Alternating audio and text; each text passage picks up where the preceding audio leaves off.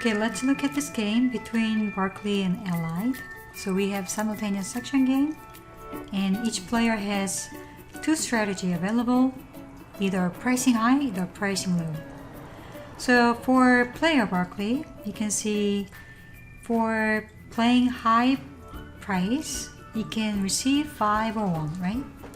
But then if it chooses different pricing, price low, it can generate 20 or 3, depending on opponents. For Allied choosing pricing strategy price high, Barclays either receive 5 or 20, but then price low generate better payoff. Same thing, even if Allied pricing different way, still pricing low generate higher payoff for Barclay. So by comparing this factor and this factor, element-wise between these two, you can calculate or conclude Barclays has a dominant strategy which is price low. So that is dominant strategy. Then what about for, let me change the color. What about for Allied?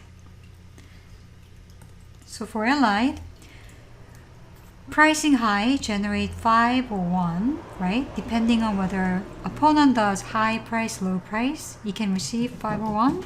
But if it changed the strategy to playing price low, it can generate 20 or 3. But then if the Barclay does price high, Allied pricing low generate better payoff if you compare 5 and 20. If opponent change the strategy to price low, still Allied price low generate 3, which is greater than 1 from price high. So by comparing these two price payoff factor 5, 20, between 5 and 20, 1 and 3, you can see that there is same direction of inequalities, right? So you can conclude price low is Allied dominant strategy. So that is dominant strategy. So as dominant strategy is a strategy that guarantees the greatest payoff no matter what opponent does, each player will choose their dominant strategy, which is price low, that generate 3 and 3 for each player. Then sum of the payoff or the joint payoff in this case is 6, right? But then if you compare it to other payoff outcome from combination of other strategy, for example, strategy combination price high and price high here generate 5 and 5. The joint payoff is 10, which is greater than 6.